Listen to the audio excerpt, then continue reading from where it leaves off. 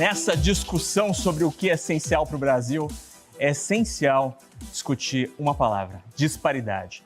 O Brasil é um dos países mais desiguais do planeta e este é um problema que a gente vai discutir aqui porque há vários caminhos possíveis e cabe a nós, como sociedade, tentar discutir a melhor alternativa.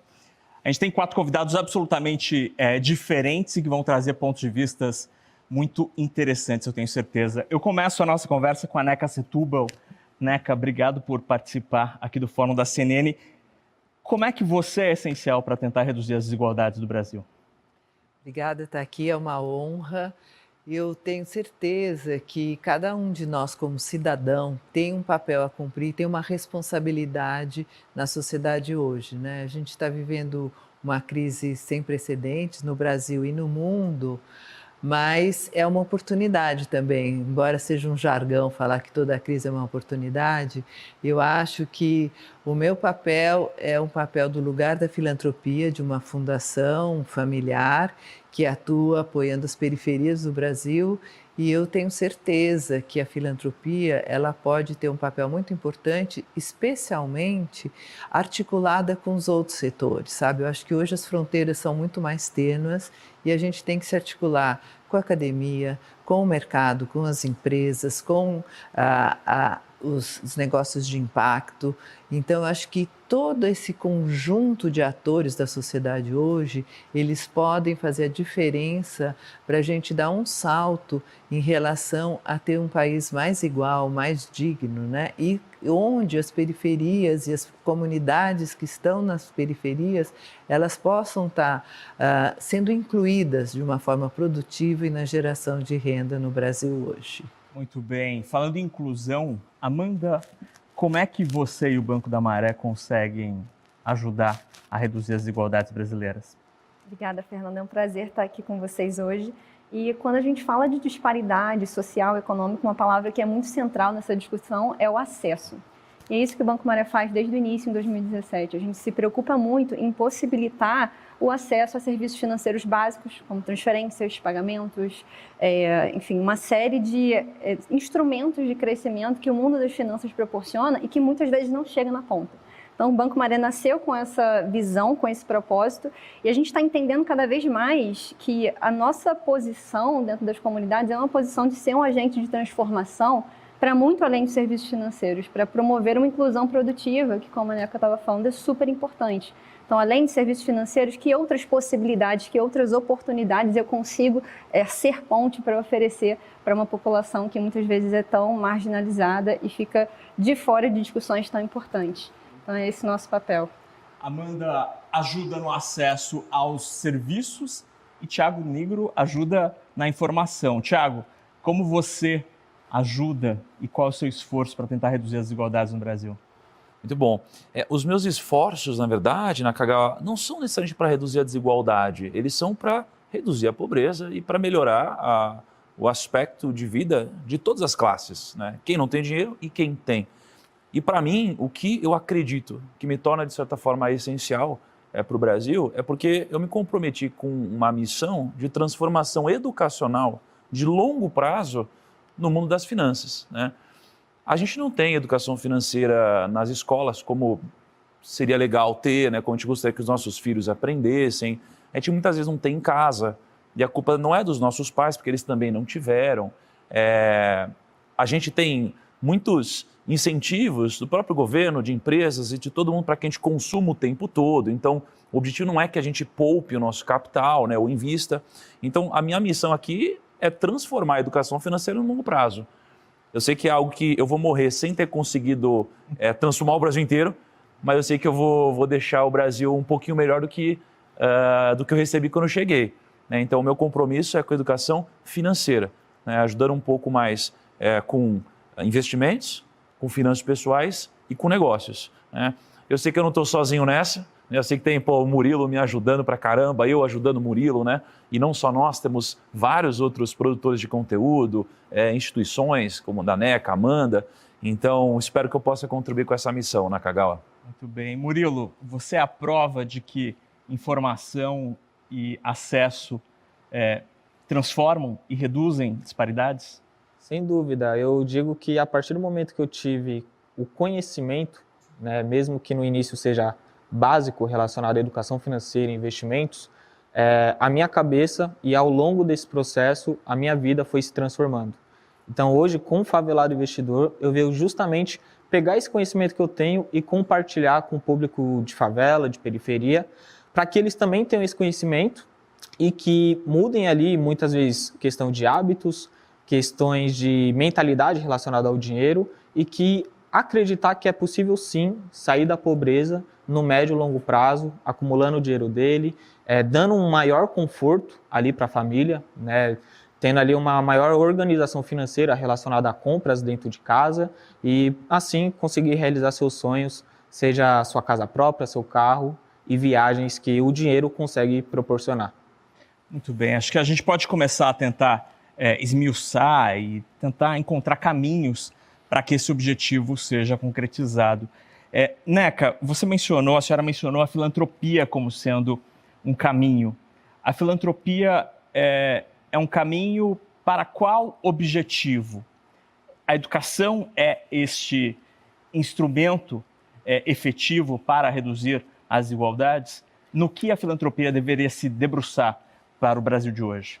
Eu acho que a filantropia, né, pela própria natureza desse setor, ela tem a questão da equidade social como um centro muito forte e aí ela atua em vários setores, educação, meio ambiente, mas também a questão da inclusão produtiva é um dos eixos da filantropia, né? Eu vejo a educação, entre esse campo tão grande de atuação da filantropia, um setor fundamental para que a gente consiga dar um salto para superar as desigualdades brasileiras, que são enormes, né? E as desigualdades educacionais também são muito grandes, sabe? Se a gente vai comparar os resultados das avaliações que a gente tem enquanto políticas públicas nas escolas que estão localizadas nas periferias, no norte, no nordeste, a gente sem dúvida vai encontrar indicadores muito abaixo nas escolas das periferias e em muitas regiões do norte e do nordeste. Embora eu acho que é muito importante destacar que 2 estados no nordeste estão tendo atuações muito importantes e muito inovadoras na educação, que é o Ceará e o Pernambuco. Então, assim, é importante que esses casos tenham uma luz, né? Recebam uma luz, porque são referências de que é possível, sim, a gente atuar e ir superando essas desigualdades educacionais. Agora, eu queria trazer aqui que eu acho que o que é fundamental. A educação é fundamental no mundo hoje, isso todos os estudos estão mostrando. A primeira infância é muitas vezes definidora, mas o que eu queria colocar aqui hoje é a urgência das juventudes, sabe? Assim, eu acho que nós estamos vivendo uma situação muito grave dos jovens deixando o ensino médio, então já estavam deixando isso antes da pandemia, com a pandemia, com toda a falta de aulas presenciais, os jovens, os estudos estão mostrando que uma percentual muito grande está dizendo que não vai retornar à escola e isso é muito grave, né? Então acho que a gente tem que fazer um esforço enorme para trazer esse jovem para a escola, porque sem dúvida a educação é fundamental para que ele possa atuar como cidadão na sociedade, para se qualificar para o mercado de trabalho, para empreender, né? E a gente tem uma possibilidade que é a lei do ensino médio, que foi aprovada em 2017, acho que agora começa a estar sendo implementada para o ano que vem nos diferentes estados, e dentro da lei tem a possibilidade de os alunos escolherem um percurso a ser seguido, e um dos percursos é justamente uma educação para o trabalho. Então isso eu acho que vai ser muito importante para os jovens. Agora, nós dependemos de políticas públicas, né? Então acho que tem um papel da sociedade, tem um papel da filantropia na educação, que é muito grande, que apoia muitos projetos em diferentes estados e muitos projetos de formação de professores, de material didático, enfim, numa gama grande. 80% das fundações, elas atuam em educação, sabe? Então, assim, pode atuar em outras áreas também, mas a educação é um eixo muito forte. Agora, eu vejo assim, é emergencial, urgente a formação dos jovens, as escolas poderem ser uma escola que atuem com temas da contemporaneidade, que atuem com a questão da realidade onde esse jovem está inserido, para ele ver o sentido que tem a escola, né? Para ele poder atuar, estar dentro da escola, entender que a escola faz a diferença para ele. E a gente tem uma oportunidade com a implementação dessa lei do ensino médio e de trazer o jovem para diferentes percursos, mas também para esse percurso de educação e trabalho. A gente nunca teve uma política de juventude, sabe? Isso eu acho que é fundamental. A gente já tem uma política da primeira infância, mas nós não temos uma política já tivemos várias, mas nenhuma que realmente deu certo, onde a gente possa estar acoplando trabalho e dentro do trabalho é empreendedorismo, né? A educação, os diferentes conhecimentos e a cultura, que eu acho que também traz o jovem muito próximo, né? Vários jovens a gente viu, especialmente nas periferias, que eles, através dos saraus que acontecem, através dos slams, do hip hop, eles conseguiram se criar com uma identidade, né? Se empoderaram, se formaram e foram para as universidades. Eu acho que políticas públicas como políticas de cota, como ProUni, FIES, formar uma geração de jovens hoje. Então a gente não pode perder esses que estão saindo da escola, sabe? Porque senão a gente não vai ter nem jovens para poder usufruir dessas políticas públicas que estão apoiando. Esse dado esse quadro que a Neca menciona é gravíssimo hoje no Brasil de 2021. A PNAD, que é aquela pesquisa que o IBGE realiza todo mês, mostra que quase 30% dos jovens que têm de 15, 14 até 29 anos estão na categoria do nem, não estudam nem trabalham. É uma situação absolutamente dramática do ponto de vista social, mas também econômico, porque a gente tem uma geração de pessoas que poderiam estar no mercado de trabalho e que não têm formação suficiente e nem estão trabalhando. Murilo, você que é o mais jovem aqui do painel, você concorda com essa sensação de que a escola, o ensino médio, talvez estejam um pouco desconectados dessa vida real e isso pode ser uma causa do desinteresse? Olha, eu concordo, porque assim, o nosso ensino tradicional, né, não evoluiu. Eu costumo dizer que o que minha avó aprendeu é o que é passado, por exemplo, na minha época, né? Foi passado na minha época. E é o que está sendo compartilhado até hoje. Só que o mundo evoluiu, o Brasil evoluiu e as pessoas têm outras necessidades que algumas empresas conseguem atender. E quando a gente olha nessa questão de geração de renda, de emprego, né, como você bem disse, existe uma parcela, né, dos jovens que não trabalham e não estudam. E as duas pontas têm que serem resolvidas, né, tanto na parte ali da geração de renda. Então, quando alguém da quebrada, da favela, vai empreender, tem inúmeras burocracias ali para uma pessoa, às vezes, abrir um CNPJ, às vezes não sabe pagar um imposto, né? Acaba pagando errado e depois tem que pagar multa. E isso vai ali desanimando aquela pessoa de criar um negócio. E aí, com isso, vai impossibilitar, de muitas vezes, ela crescer e contratar mais pessoas. E quando, de certo modo, ela consegue, né, crescer o negócio e buscar pessoas ali para contratar, tem áreas que não tem uma pessoa qualificada porque não teve o acesso ao estudo muitas vezes.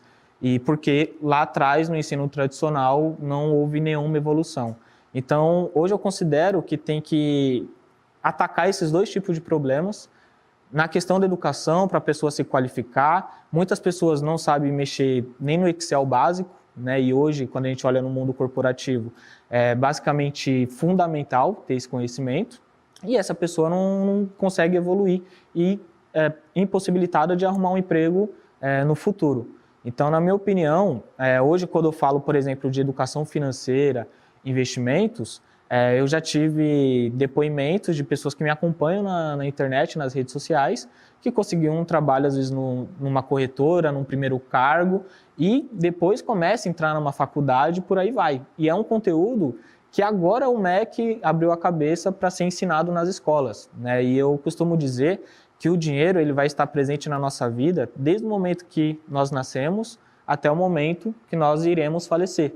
né? Então, a pessoa tem que saber lidar com o dinheiro, tem que ter esse conhecimento, e não só relacionado ao conhecimento financeiro como um todo, mas outras áreas para aumentar justamente ali a capacidade dela arrumar um emprego maior, ter um salário maior, aí vem todo aquele ciclo, né? O efeito dominó. Poupar, investir e sair da pobreza no médio a longo prazo. Amanda, você que está no dia a dia de uma grande comunidade do Rio de Janeiro, você consegue perceber essa desesperança que a gente está falando, discutindo entre os jovens? Como é que isso se materializa e quais são as possibilidades, como a prestação de serviços financeiros, como isso pode abrir portas para este jovem que está com tanta desesperança? Claro.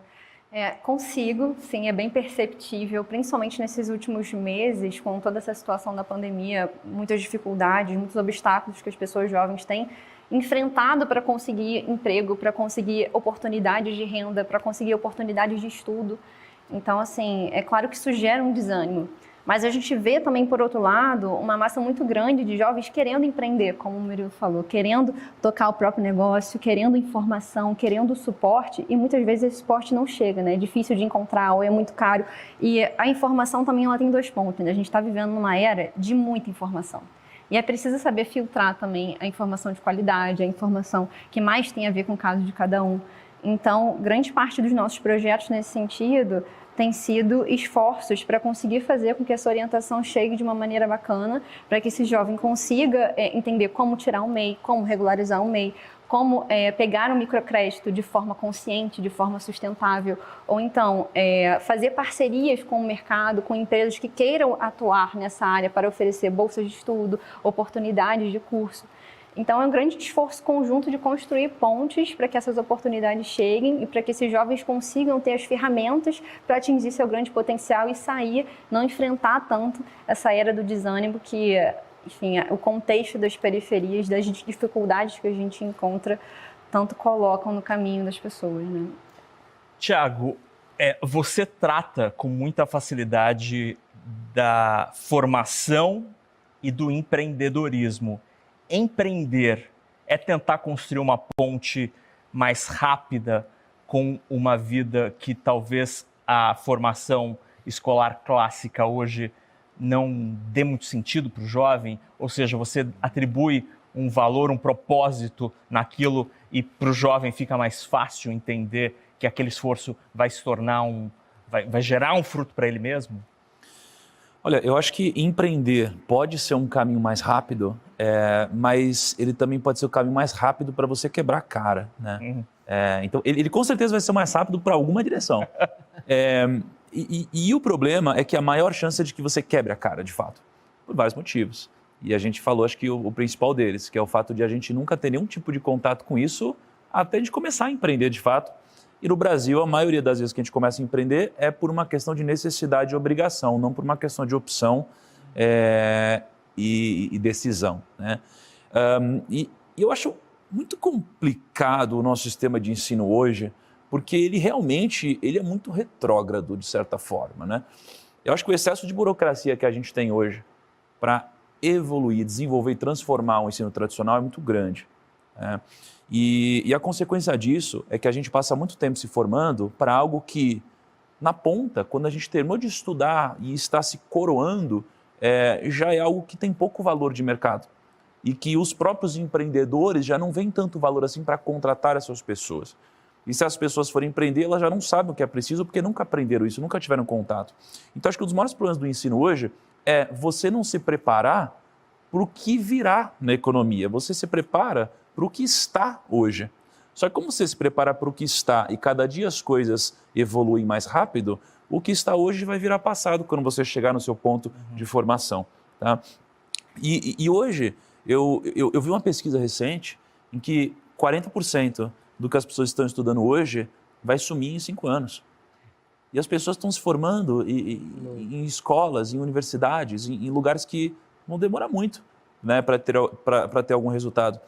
E é por isso que eu acho que os cursos livres, é por isso que eu acho que a educação gratuita em redes sociais hoje, ou o que está acontecendo hoje na CNN, são tão importantes. Porque elas permitem com que esse ensino seja avançado, evoluído cada vez mais rápido, porque ele tem menos burocracia. Então eu acho que quanto menos burocracia a gente tiver, quanto mais liberdade a gente trouxer, mais evolução a gente vai ter, né? E o empreendedorismo e o dinheiro, eles têm uma carga emocional muito forte. Então, para muitas pessoas, o empreendedorismo ele é uma coisa ruim. Ele é uma coisa de necessidade, como eu disse. Eu não tive outra opção, não consegui trabalhar em alguma empresa, agora eu tenho que empreender. O dinheiro é uma coisa ruim, é pagar conta, é dívida, porque a gente nasce com isso. Então tem uma carga muito positiva que deveria ser passado para incentivar que isso aconteça da forma correta, né? Então, por isso que eu parabenizo a iniciativa que está rolando hoje aqui na CNN, todos os convidados, e eu realmente acho que menos burocracia vai trazer mais resultado, e isso vai acontecer por bem ou por mal. Porque por mais que o ensino esteja hoje muito defasado, eu vejo que a liberdade de produzir conteúdo gratuitamente na internet e por pessoas que por opção fazem isso, né? Então você pega iniciativas como da NECA, ela faz isso por uma opção, por uma questão de propósito e chamado. Poxa, esse tipo de coisa é o que acho que vai mudar essas crianças, esses jovens que vão chegar em algum momento e vão empreender e cuidar do dinheiro de uma forma melhor, porque alguém tomou essa decisão de fazer, né? Então eu realmente acho, eu consigo enxergar uma luz no fim do túnel.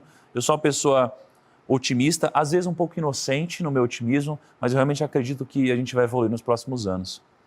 Neca, como mudar a escola brasileira e para onde a gente tem que enxergar uma referência? Que país conseguiu mudar essa chave e transformar a educação em algo mais eficiente do ponto de vista social, econômico e, obviamente, educacional? Como formar melhor os brasileiros?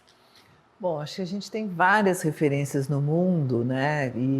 Mas muitas vezes elas são muito diferentes da realidade brasileira. Então se fala muito da Finlândia, da Coreia do Sul. Gente, são países muito pequenos, né? Tudo bem, a gente pode ter alguma inspiração, mas não dá para pensar, né, nesses países como uma referência para o Brasil. Acho que talvez Canadá tenha um país maior, que tem uma multiculturalidade maior, pode ter, e tem uma educação bastante interessante, pode ter referência. Mas eu acho que a gente tem que se inspirar fora, lógico, abrir a nossa cabeça, mas as nossas referências têm que estar aqui dentro, sabe? Acho que a gente tem que construir de acordo com as nossas realidades. E as nossas realidades são muito diferentes. O Amazonas, a Amazônia como um todo, é completamente diferente uma realidade dos povos ribeirinhos, dos povos indígenas, do que numa cidade como Rio de Janeiro, como São Paulo ou as grandes cidades. Então, acho que a gente tem que construir, a gente já tem, isso acho que é importante, quais são os macros problemas da educação, aonde que a gente já tem atuado, num nível muito macro. Acho que já tem vários estudos com evidências apontando isso, sabe? Então, a gente tem que ter a coragem de enfrentar essas desigualdades, de enfrentar questões básicas que a gente ainda não resolveu da formação dos nossos professores, de entender, de ter um nível, né, de equidade entre as escolas. Por exemplo, se eu pego o Canadá ou a Finlândia, os professores têm uma valorização muito, muito grande e os melhores professores vão atuar nas escolas que têm os maiores problemas. Aqui a gente faz o inverso, exatamente o inverso. Então, assim, enfrentar as desigualdades no primeiro momento é enfrentar as questões de equidade. Então, para quem precisa mais, eu vou dar mais, sabe? Então, os melhores professores, um tempo maior de atuação, por exemplo, Pernambuco tem tempo integral para todo o ensino médio. Então, isso é super importante, porque você está dando melhores condições para que esses alunos atuem. Então, um primeiro ponto é, vamos enfrentar as nossas questões, as nossas desigualdades, e de acordo com as regiões e as especificidades. Um outro ponto que o Thiago falou, o Murilo falou, assim, a escola está muito defasada, né? via de regra, você vai encontrar escolas que estão mais atualizadas, mas não, elas estão muito defasadas. Então, a escola ela tem que estar mais mergulhada nas suas comunidades, no seu entorno e nas questões globais de interesse hoje do mundo. O jovem hoje, em qualquer parte do Brasil, a grande maioria está conectado com a internet, né? Muitas vezes de forma precária, não tem uma internet, posso ficar vendo muitos vídeos, muita coisa, mas ele está conectado. Então, a escola ela tem que estar mais mergulhada nessas questões do mundo hoje, questões do meio ambiente, questões da diversidade, questões da diversidade, questões dos games, como atuar, o jovem gosta de games, como trazer toda essa informação para dentro da escola.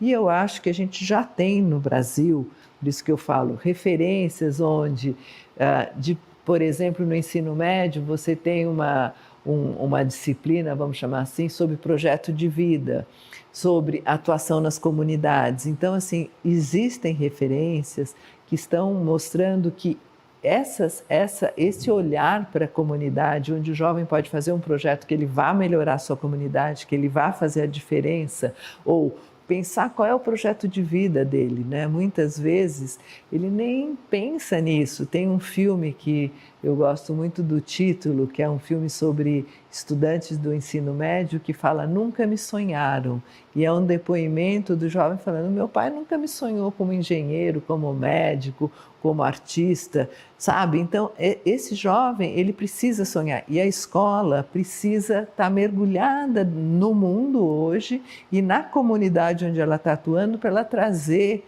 o interesse desse jovem para a escola. E aí eu acho que é super importante a gente entender que é possível fazer isso, sabe? Que tem essas referências.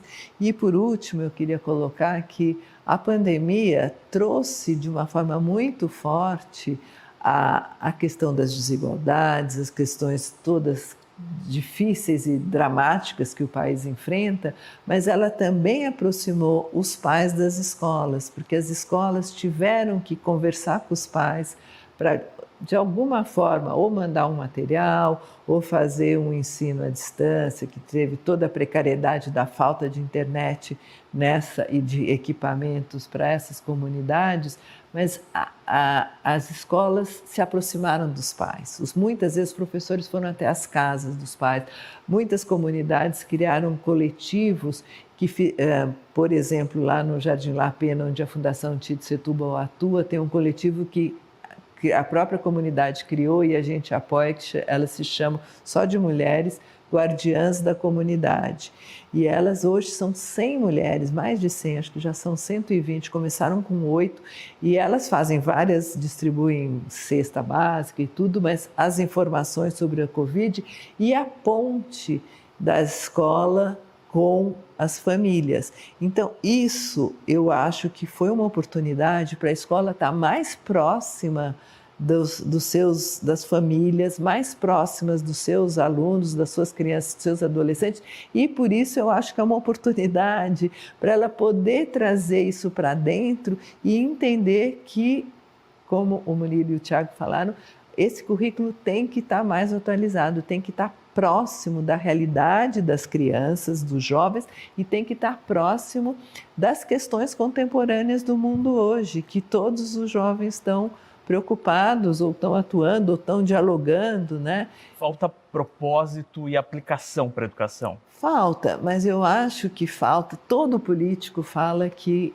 a educação é prioridade, mas na prática isso acaba não acontecendo. Mas por que não acontece? Porque o tempo político é do curto prazo. E a educação, ela precisa de um tempo. Então, você pode construir uma creche, uma escola, isso dá visibilidade e dá voto. Mas formar professores, você falar, como eu coloquei o exemplo do Canadá, da Finlândia, onde os melhores professores vão para as periferias, eles têm um projeto específico para realmente aquelas crianças que têm dificuldade, ou aquela escola, ela não ser punida, ao contrário, ela ser incentivada a melhorar, isso não aparece. Então, é uma dificuldade. Amanda, ser mulher piorar a situação de disparidade? Com certeza. Como mudar isso? Com certeza. Pensando até mesmo nessa questão da desbancarização, né? Hoje o Brasil tem uma massa muito grande de desbancarizados ainda.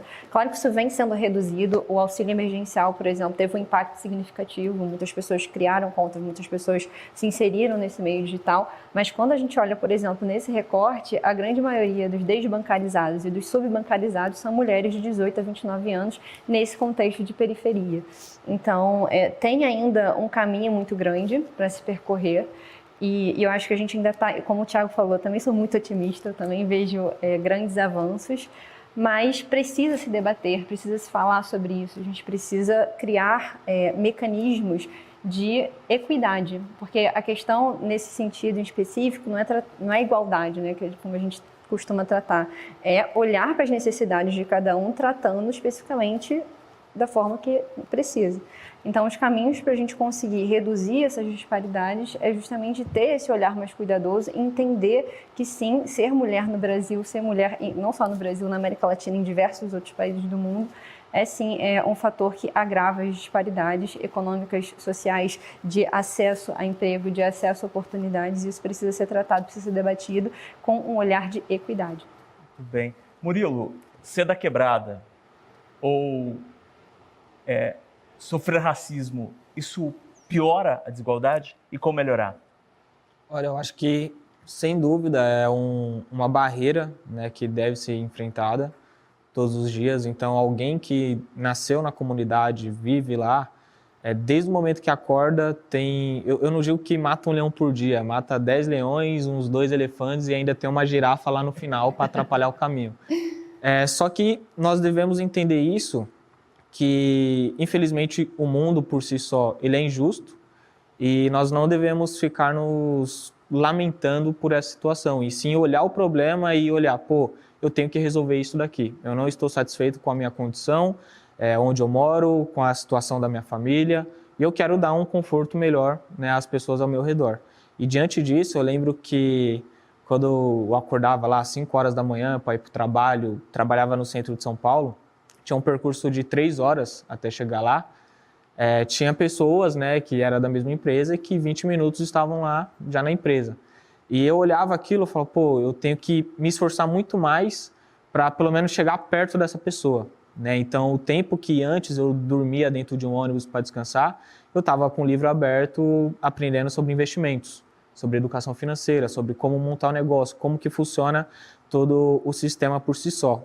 E a partir disso, né, com essa evolução, com esse amadurecimento, né, de ideias também, a gente consegue ter resultados nesse percurso, né? Eu costumo dizer que no início sempre realmente é mais difícil, só que cabe a nós trazer essa responsabilidade de mudar não só o nosso rumo, né, mas sim das pessoas que vão vir pela nossa família, né? Eu digo também que hoje, por eu estar também numa condição financeira melhor e tudo mais, basicamente eu mudei, né, daqui para frente a trajetória da minha família, né, seja dos meus filhos, dos meus netos, e isso veio de um grande esforço, né, eu sacrifiquei muita coisa ali no curto prazo para ter esses resultados. Então, essa visão aí que eu quero passar para todo mundo, que eu entendo todas as dificuldades, em nenhum momento eu estou falando que vai ser muito fácil, que vai ser muito rápido, né, eu comecei a trabalhar com 16, aos 25 anos que eu consegui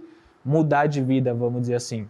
Então, é uma trajetória, tem que ter paciência, e a mensagem também que quero passar é que eu sou bem otimista com a relação de trabalho, de recompensa, de resultado, né? Isso vem no tempo e parar um pouco de ser imediatista, né? Como a gente falou aqui inúmeras vezes, não só na parte educacional, mas na nossa vida muitas coisas vão vir, né, tendo um fruto ali no longo prazo, né? Seja na evolução do sistema educacional, seja na geração ali de capacitação das pessoas dentro da comunidade.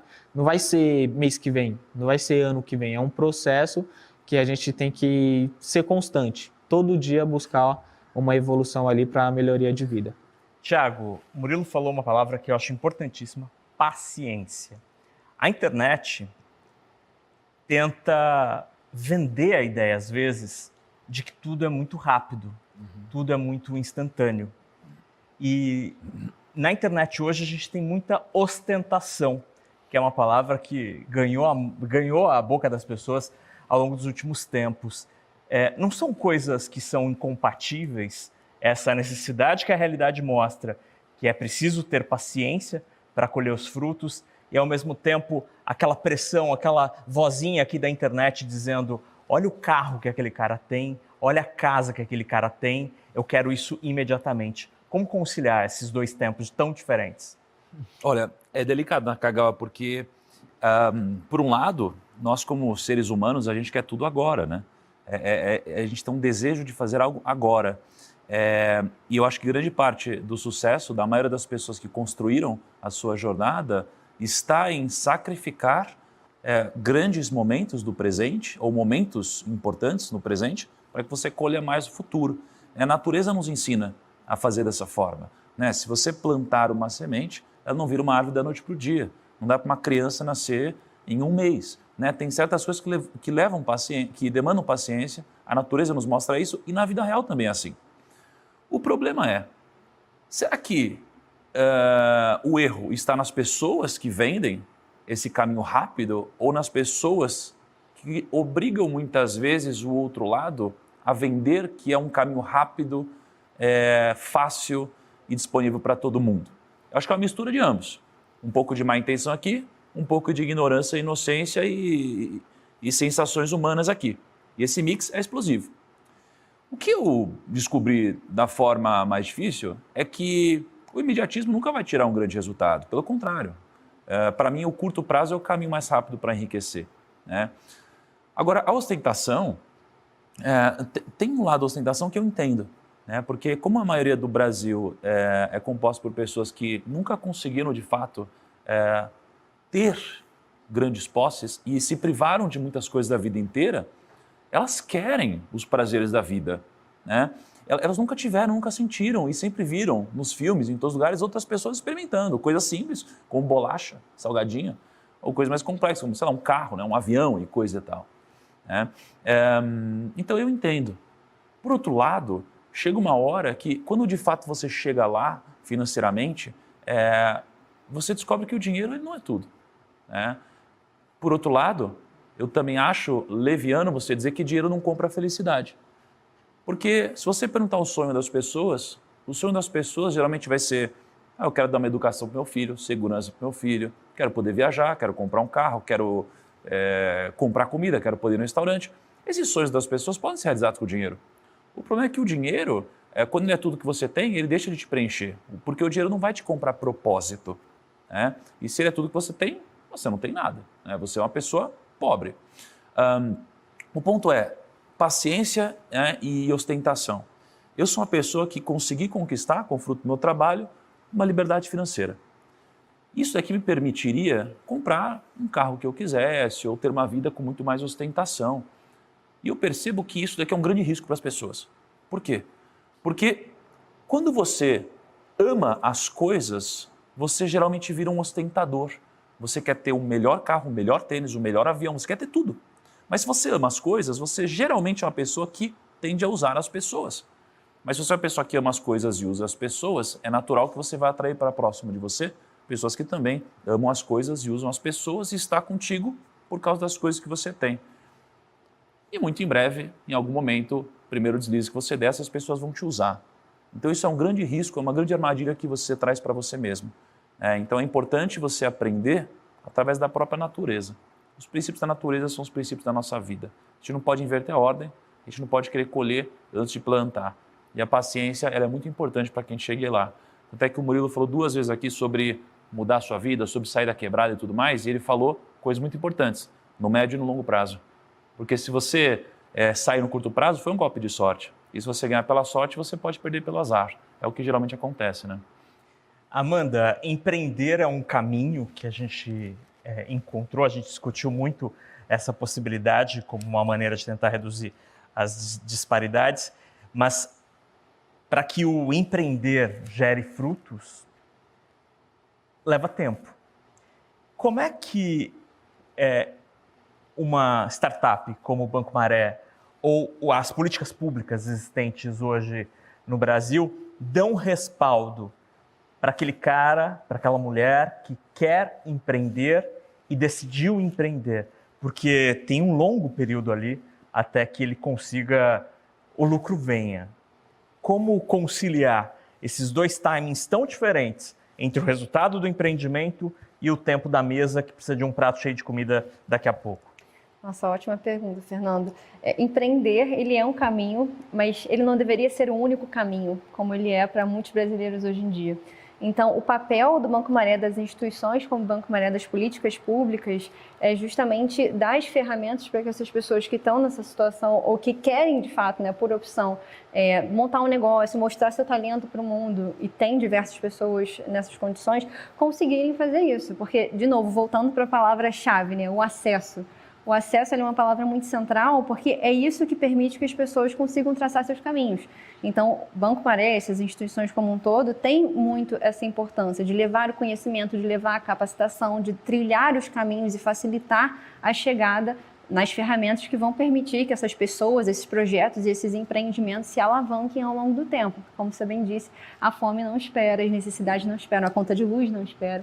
Então, é realmente necessário que dar esses suportes todos para que isso aconteça no menor tempo possível, mas ao mesmo tempo tendo esse olhar cuidadoso para que essa não seja a única opção das pessoas que estão na periferia, nas pessoas que estão no extrato social menos favorecido.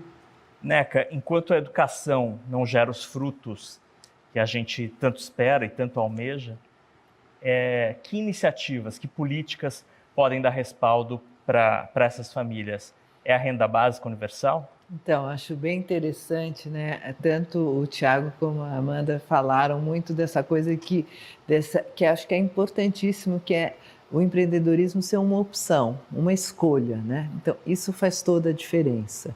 E para que o empreendedorismo, na minha visão, né, possa ser realmente uma escolha, uma opção, eu acredito muito nessa combinação de uma renda básica cidadã com o empreendedorismo, né? Quer dizer, é uma política pública que possa garantir um básico para os cidadãos, e aí a partir daí ele pode estar empreendendo ou seguindo outros caminhos ou estudando, enfim, eu acredito muito nessa importância, sabe? Eu acho que na minha cabeça não tem nada a ver com vai deixar a pessoa preguiçosa, não vai deixar, sabe? E todas as pesquisas sérias estão mostrando isso ao longo dos anos, já há muito tempo com o Bolsa Família, por exemplo. Então, mas eu acredito, assim, para mim é fundamental essa política hoje que está sendo discutida no Congresso, em vários ambientes, assim, essa combinação possível de você ter uma renda básica, e aí um pouco que o Thiago fala, não, a maioria vai morrer no sentido da empresa, né? Não dá certo e tudo. Se você tem uma garantia que te dê esse básico, você vai poder empreender, você vai poder estudar, você vai poder escolher vários outros caminhos. E eu acho também aí que a renda básica é uma possibilidade de uma política pública, do meu entendimento, fundamental, mas também acredito muito que a filantropia tem um papel, sabe? Tem um papel de estar articulado com o empreendedorismo, né? Então, por exemplo, a Fundação Tite Setúbal lançou um edital de inclusão produtiva e geração de renda, que são para microempreendedores, o foco são microempreendedores que atuam nas comunidades, e foram selecionados, acho que são 50 projetos, eu não tenho certeza exatamente o número que foi selecionado, e aí é um crowdfunding. Então está acontecendo agora na benfeitoria, é um match funding, onde cada real que aquela organização selecionada conseguiu captar, a Fundação Tite Setúbal e um grupo de outras fundações colocam mais R$2. Então é um match funding, e aí é um recurso doado, mas é um recurso doado para um microempreendedor. Então eu acredito muito hoje nessa composição de parcerias dos diferentes setores, sabe? Eu acho que é muito importante você ter a filantropia, você ter uma política pública, por exemplo, de renda básica, você ter um empreendedor, você ter universidades formando esses empreendedores, né? Como o Murilo falou, para poder fazer um plano de negócio, para poder usar uma planilha. Então, você tem uma diversidade de atores que podem compor e aí realmente você conseguir ter empreendedores que consigam vencer aquele vale da morte que eles falam, você ter startups que realmente consigam fazer a diferença e construir também, né, uma comunidade diferentes, periferias diferentes e um nível de vida de dignidade para a maioria dos brasileiros, né? Muito bacana. Essa discussão é absolutamente maravilhosa, porque diz respeito aos nossos problemas e às nossas possibilidades como sociedade. Por isso é algo tão vivo e tão interessante discutir isso. Mas, infelizmente, me avisaram aqui que a gente está chegando no finalzinho do nosso painel. E aí eu vou pedir, a gente discutiu tudo aquilo que nós podemos fazer como indivíduo para tentar reduzir as disparidades. Mas eu queria ouvir cada um de vocês sobre o que o Brasil, como país, como nação, pode fazer para tentar reduzir as disparidades em um minutinho para a gente terminar esse painel tão interessante. Murilo, o que o Brasil pode fazer para reduzir as disparidades?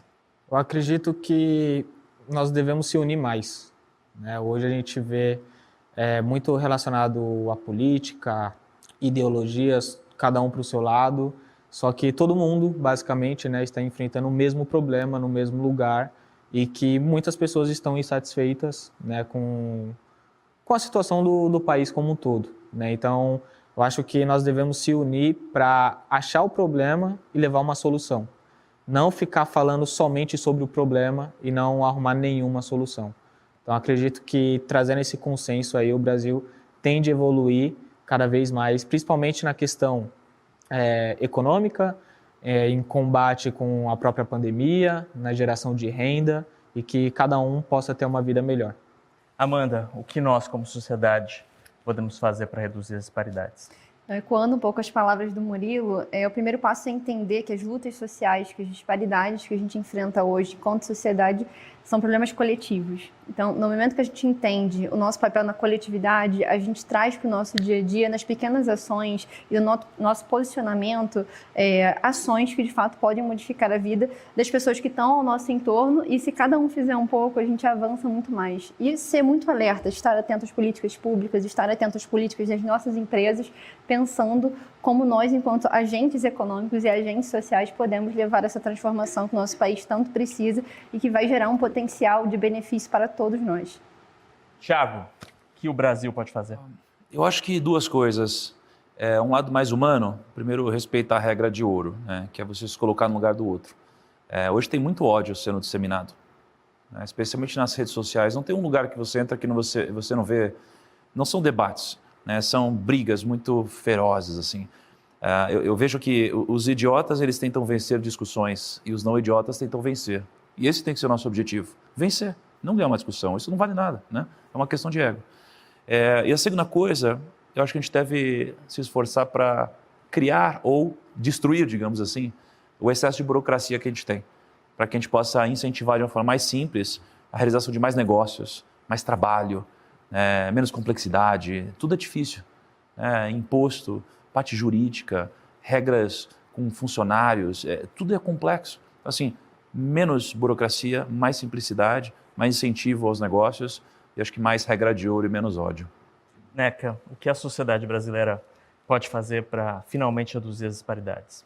Acho que a gente tem que ter, como já foi falado aqui, muito diálogo, muita escuta, sabe? Criar pontes, escutar o outro, entender o diálogo, como a gente foi falado. E nesse sentido do diálogo e de construir pontes, não pensar de uma forma tão individualista, que eu acho que o mundo hoje joga para isso. Então, como a Amanda falou, pensar de uma forma, num diálogo, construir pontes e pensar numa forma coletiva, onde eu possa estar atuando e cada um tem um papel, cada um dentro da sua família, dentro do seu WhatsApp, tem um papel de cidadão para construir esse país melhor, esse Brasil melhor. Então, com esse diálogo, com essa responsabilidade de cada um dentro da favela, dentro da filantropia, dentro das elites, quaisquer que sejam, tem um papel nessa construção de um diálogo e de uma articulação com as políticas públicas. Então, a gente tem uma responsabilidade com os políticos, de fazer demandas, né? Nós temos uma eleição ano que vem, demanda de políticas públicas que atendam a esse conjunto de questões que nós discutimos aqui hoje. Bem, olha, algumas palavras dessa discussão tão rica: diálogo, união, coletividade, empatia, vigilância com as políticas públicas.